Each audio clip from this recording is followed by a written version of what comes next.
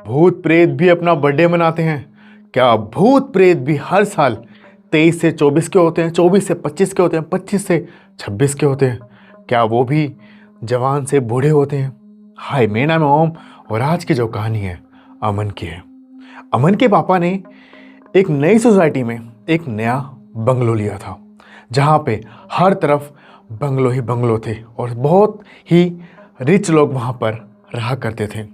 अमन के पापा भी बिजनेसमैन थे, तो वो अक्सर काम से बाहर ही रहा करते थे शहर के।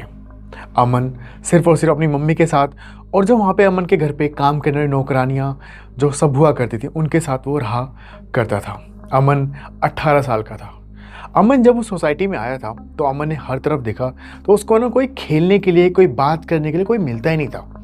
अमन सबसे बात करने की कोशिश करता था कि कोई तो दिखे, कोई उसकी उम्र का दिखे, बट उसकी उम्र का कोई वहाँ पे रहता ही नहीं था। और जो रहते थे वो एक दूसरे से कोई किसी को मतलब ही नहीं था। दिन के टाइम भी वहाँ पर कोई शख्स अमन को दिखाई नहीं देता था। सब अपने घर में ही, अपने बंगलों में ही बिजी रहा करते थे। बट जो अमन था उसको था वो ज़्यादा गेम ना खेलना उसको पसंद नहीं था। उसको बाहर जाकर क्रिकेट खेलना, दोस्तों यारों से बातें करना, ये सब पसंद था। बट उस सोसाइटी में उसका कोई दोस्त नहीं था। तो वो क्या करता था, वो पैदल चलना, घूमना, यही सब वो क्या करता था। तो एक दिन वो निकला और पहुंच गया। बंगले, जो बंगले थे ना वो लाइनों से थे। एक लाइन में बंगले इस तरफ हैं, एक लाइन में लेफ़्ट की तरफ बंगले हैं, राइट की तरफ बंगले हैं, फिर दूसरी लाइन में, मतलब 4 ऐसी गलियां थी। और लास्ट की जिस लाइन में अमन रहता था तो ये रहता था तीसरा घर, तीसरा जो बंगलो होगा ना ये अमन का था। और लास्ट में जो 12वां बंगलो था वो था पांडे जी का।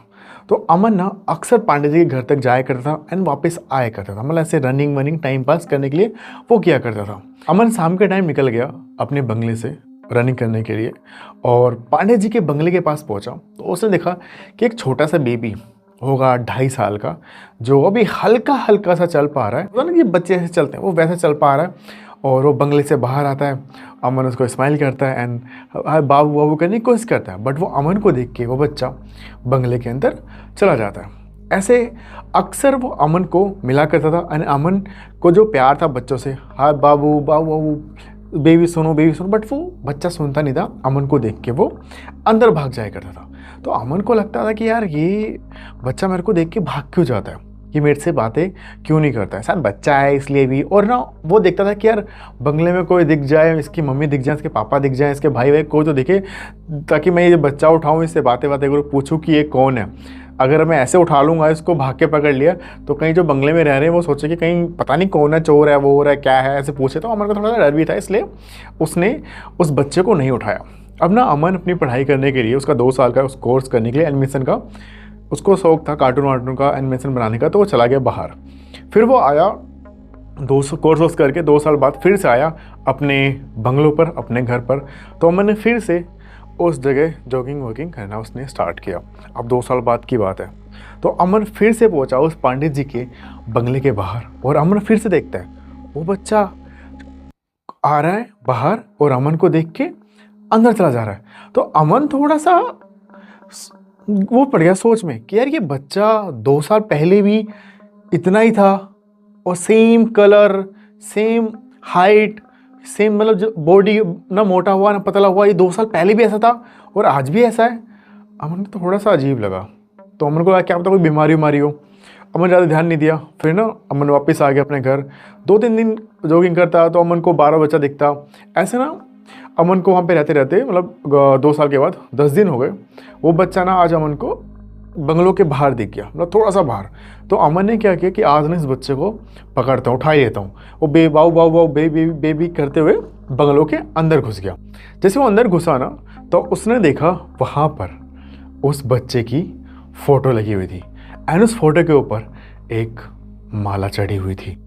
अमन घबरा जाता है कि यार ये तो वही बच्चा है जिसको मैं देखता हूँ और इसके फोटो में माला कैसे चढ़ी है, क्या कोई इसका जुड़वा भाई था। तो अमन ना वहाँ पे गेट ठक ठक ठक ठक करने लगता है कि कोई है, कोई है। तो पांडे जी ना सीढ़ियों से नीचे उतर के आते हैं, कहते हैं हाँ जी बोलिए कौन। तो अमन कहता, अंकल मैं आपके गली में रहता हूँ, थोड़ी दूर पे जाके मेरा बंगला है, एंड जो आपका बेबी है ना वो बहुत क्यूट है, मैं उसके साथ खेलना चाहता हूँ बट वो अंदर आ जाता है। तो पांडे जी कहते हैं, कौन सी बेबी की बात कर रहे हो? तो अमन कहता है, जो ये फ़ोटो लगी हुई है इस बेबी की। तो पांडे जी कहता है, आपको ये बेबी दिखता है? अमन कहता है, हाँ ये बेबी मुझे दिखाई देता है, 2 साल पहले भी मुझे दिखाई देता था, मैं अपनी पढ़ाई के लिए बाहर चला गया था, मैं 10 दिन पहले आया हूँ तो मुझे रोज़ दिखता है। तो पांडे जी कहते हैं, तुम्हें भी दिखाई देता है? इसका नाम अंकित था और अब ये दुनिया में नहीं है, पर ये सिर्फ और सिर्फ मुझे आज तक दिखाई देता था, अब ये तुम्हें भी दिखाई दे रहा है। अमन कहता है, ऐसे कैसे हो सकता है? अमन ना उस बंगले से बाहर निकलता है और अपने घर चला जाता है। अपने घर जाके ना पूरी रात ना सोचता है कि यार ये कैसे हो सकता है, वो छोटा सा बच्चा मेरे को दिख रहा है एंड उसके पापा बोल रहे हैं कि वो दुनिया को छोड़ के जा चुका है। मतलब रात भर सोचते सोचते ना उसको लगता है कि कल मैं ना जाऊँगा एंड पांडे जी से ना, पांडे अंकल से सारी बातें पूछूंगा कि क्या था अंकल, और आपका बेबी इस दुनिया को छोड़ के कैसे गया इतनी छोटी सी उम्र में। अमन नेक्स्ट दिन उठता है, खाना वाना खा के बड़ी हिम्मत जुटा के, पहले दोपहर के टाइम जाने की सोचता है पर वो नहीं जा पाता है। शाम के टाइम ना वो चला जाता है। अंकल नमस्ते, मैं कल आया था। तो पांडे जी पहचान जाते हैं, हाँ बेटा आओ अंदर आओ। और देखता है अमन कि उस पूरे बंगले में और कोई वहाँ पर नहीं है। तो अमन पूछता, अंकल यहाँ पे और कोई नहीं रहता?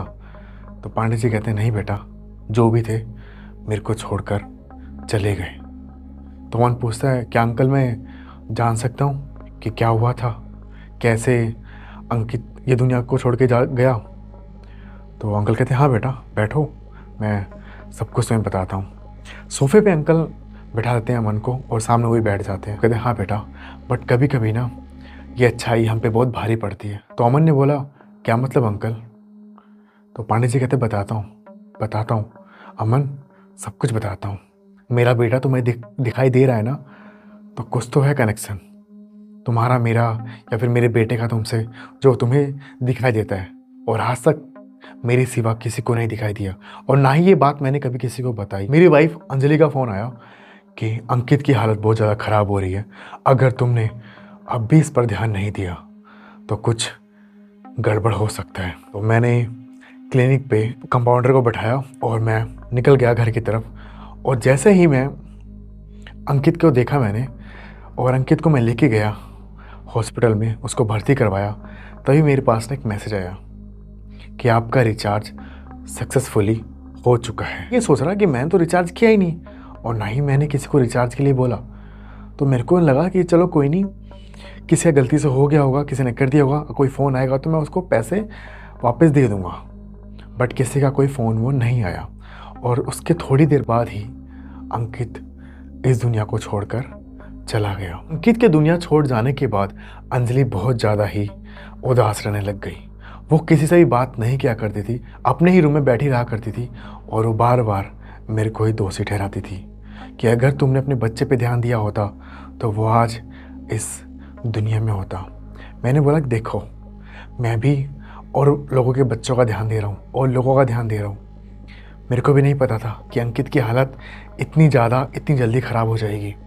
मैंने उसको समझाया बुझाया, रात को खाने के लिए बुलाया, खाना वाना खिलाया एंड सुला दिया।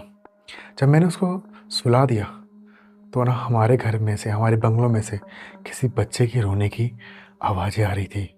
मेरे को कहीं समझ में आ गया था वो बच्चे की रोने की आवाज़ किसी और की नहीं, वो अंकित की है। बट मैंने तुरंत बगल में देखा तो अंजलि वहाँ पर नहीं थी। वो उठ के हॉल में एक तकिए को लेके अपनी गोद में घूम रही थी, जैसे वो अंकित को लेके घुमा करती थी। वो उसको लेके पूरे हॉल में घूम रही थी। मैं गुस्से में वहाँ पे गया, मैं कहा, अंजलि क्या कर रही हो तुम, चलो रूम में सोने। तो अंजलि ने मुझे बोला, अंकित सो रहा है, ज़्यादा जोर की मत बोलो, जग जाएगा। तो मेरे को था कि अंजलि अपना दिमागी संतुलन ना खो दे। तो मैंने कहा, अंजलि तुम अभी सोने चलो, अभी अंकित को यहीं छोड़ दो, मेरे को दो। तो अंजलि ने वो तकिया मेरे को पकड़ाया और वो रूम की तरफ चली गई। मैंने तकिए को साइड में रखा और मैं भी चला गया रूम में अंजलि के पास में। जैसे ही हम सोने के लिए लेटे तभी थोड़ी देर बाद जिसमें अंकित जिस पालने में सोया करता था वो पालना हिलने लग गया अपने आप। और वो जब वो पालना हिल रहा था तब वहाँ पर किसी बच्चे की रोने की आवाज़ आ रही थी। तब मुझे लगा कि ये आवाज़ किसी और की नहीं, ये आवाज़ अंकित की ही है। थोड़ी देर बाद मैंने जब देखा अंजलि को तो अंजलि वहाँ पर सोई है। तो मुझे लगा कि चलो कोई नहीं, अभी अंकित की आत्मा आसपास यहाँ भटक रही है, 13वीं के बाद वो यहाँ से चला जाएगा, लेकिन जब तक 13वीं नहीं होती है वो यहीं पर ही भटकेगा। उसके बाद मैं वहाँ पर मैंने सोने का ट्राई किया तो मैंने देखा जो पालना है ना वहाँ पर कोई औरत बैठी है और वहाँ उस पालने को हिला रही है। मैंने उस पालने को देख के बोला, अंजलि, अंजलि, तुम्हें समझ नहीं आता क्या अंजलि? बोला ना सो जाओ, रात बहुत हो रही है, तुम्हें क्या जरूरत है वहाँ बैठने की, इधर आओ।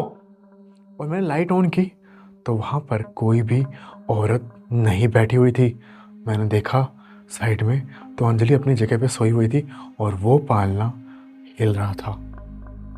और बाहर हॉल की तरफ से किसी के बच्चे के रोने की आवाज़ थी जो अंकित की थी। मैंने सब चीज़ों को इग्नोर किया और मैं सो गया। सुबह जब मैं उठा तो मैंने देखा अंजलि ने पता नहीं क्या देखा था जो अंजलि इस दुनिया को छोड़कर चली गई। मैंने 7 दिन के अंदर अपनी वाइफ को और अपने बच्चे को खो चुका था। अमन ये सब कुछ सुन के ना बहुत सहमा हुआ था और वो भी थोड़ा सा उदास हो गया था कि अंकल के साथ ये सब कुछ क्यों हुआ यार, अंकल तो कितने अच्छे हैं। वो अमन ने बोला कि ठीक है अंकल, मैं चलता हूँ। अमन जैसे ही उठा जाने के लिए तभी ना एक आवाज़ आई, इस लड़के को ना सब कुछ सच सच बता कि क्या हुआ था, झूठ बताने की कोई ज़रूरत नहीं है, जो है सब कुछ सच सच बता पांडे, सब कुछ सच सच बता। अमन ने अंकल की तरफ देखा और अमन घबरा गया कि आवाज़ कहाँ से आ रही है, क्योंकि रात का टाइम 8 बज चुके थे। पांडे अंकल ने अमन को बोला, अमन बैठो, मैं कुछ और भी तुम्हें बताना चाहता हूँ। अमन ने बोला, अंकल मैं कल आऊँ क्या बाकी बात सुनने के लिए, दिन में मुझे थोड़ा काम भी है। अंकल ने बोला, नहीं अमन बैठो, बात बताना बहुत ज़रूरी है। अमन डरा हुआ सोफे पे बैठ जाता है। पांडे अंकल बोलते हैं, अंकित का दूसरा जन्मदिन था, मैं अक्सर बिजी रहा करता था तो ना मैं अंकित को टाइम दे पाता था ना ही मैं टाइम अंजलि को दे पाता था। उसके बर्थडे के दिन ना मैंने पार्टी रखी थी और मैंने क्लिनिक को पूरी तरीके से बंद रखा था और सबको मैंने इनवाइट किया था और सब लोग आए हुए थे, पार्टी वार्टी सब मस्त चल रही थी। उसी बीच में ना हमारी सोसाइटी के बाहर एक रिचार्ज वाला था जो अक्सर अंजलि का फ़ोन रिचार्ज किया करता था, मेरा फ़ोन रिचार्ज किया करता था, हमारा कोई छोटा मोटा काम हो वो सब कुछ वो कर दिया करता था। जब अंजलि प्रेग्नेंट थी, कोई सामान ला के देना, सब कुछ भी करना वो अंजलि के लिए किया करता था। वो अंजलि को अपनी बहन मानता था और बहन के नाते वो सब कुछ किया करता था। जैसे घर में कभी राशन भी ख़त्म, एक दूध की थैली भी ख़त्म हो जाती थी ना तो अंजलि सिर्फ बोलती थी, भैया दूध लेके आ जाओगे क्या। वो सारा काम छोड़ के, अपनी दुकान छोड़ के अंजलि के लिए दूध ला के दिया करता था। उस दिन उसका ही फ़ोन आया था, रोते हुए बोल रहा था, पंडित जी मेरी गाड़ी का एक्सीडेंट हो गया है, पंडित जी मेरी गाड़ी का एक्सीडेंट हो गया है, मेरा बच्चा और मेरी बीवी दोनों बहुत ज़्यादा खून से लथपथ हो चुके हैं, मैं क्या करूं पंडित जी। मैंने उसको यही बोला कि तुम हॉस्पिटल लेके जाओ ना, फटाफट वहाँ पहुँचो हॉस्पिटल। तो वो, और मैंने फ़ोन कट किया। उसका फ़ोन दोबारा आया 2 मिनट बाद, पंडित जी अगर आप भी हॉस्पिटल आ जाते तो मेरी मदद हो जाती, क्योंकि आपकी यहाँ पे जान पहचान है, ये लोग अच्छे से इलाज करेंगे। पंडित जी मैं हाथ जोड़ता हूँ, तुम आ जाओ, मेरे बच्चा और मेरी वाइफ दोनों बच जाएंगे, प्लीज़ पंडित जी आ जाओ। मैंने उस दिन ये सोचा, ना ही मैं अपनी वाइफ को टाइम दे पाता हूँ ना ही मैं अपने बच्चे को टाइम दे पाता हूँ, और ऐसे टाइम पे मैं सब कुछ छोड़ के जाऊँगा तो लोग क्या सोचेंगे, अंजलि बहुत गुस्सा हो जाएगी। मैंने ना उसकी बातों को इग्नोर किया और मैंने ऐसे रिएक्ट किया जैसे आवाज़ आ ही नहीं रही। हेलो हेलो हेलो, आवाज़ आ रही है, नेटवर्क की दिक्कत है, हेलो हेलो। और मैंने फ़ोन कट करके फ़ोन स्विच ऑफ कर दिया। कहते हैं कि उसके बाद उस शख्स की वाइफ और उसका बच्चा वो दोनों दुनिया को छोड़ के चले गए। वो भी इस दुनिया को छोड़कर चला गया। हाँ, मैं उससे मिलने ज़रूर गया था, पर उसने एक बात ज़रूर बोली थी, पांडे जी तुम्हारी वजह से आज मेरी फैमिली का कोई नहीं बचा, मैं भी तुम्हारी फैमिली का कोई नहीं छोड़ूंगा। उसके अगले दिन वो दुनिया को छोड़कर चला गया था। ये सब बात सुन के ना अब अमन बहुत डर चुका था। उसने कहा अंकल मैं जाऊँ क्या, अंकल मैं जाऊँ क्या, मुझे काम है। अमन वहाँ से निकल जाता है। नेक्स्ट दिन अमन देखता है कि पांडे अंकल के घर के बाहर बहुत सारे लोग रो रहे हैं और पांडे अंकल के घर के बाहर वाइट टेंट लगा हुआ है, जैसे कोई दुनिया को छोड़कर चला गया। अमन वहाँ जाके देखता है तो कोई और नहीं, पांडे अंकल ही दुनिया को छोड़कर चले गए थे। ऐसी और स्कैरी डरावनी कहानी सुनने के लिए अगर आप इसको फेसबुक पे देख रहे हो तो फॉलो करना, अगर आप इसको यूट्यूब पे देख रहे हो तो सब्सक्राइब की बिना मत जाना। ओम का रेडियो, मैं ऐसी और स्कैरी डरावनी कहानी आपके लिए लाता हूँ और लाता रहूँगा। मिलता हूँ सभी को नेक्स्ट वीडियो में, तब तक के लिए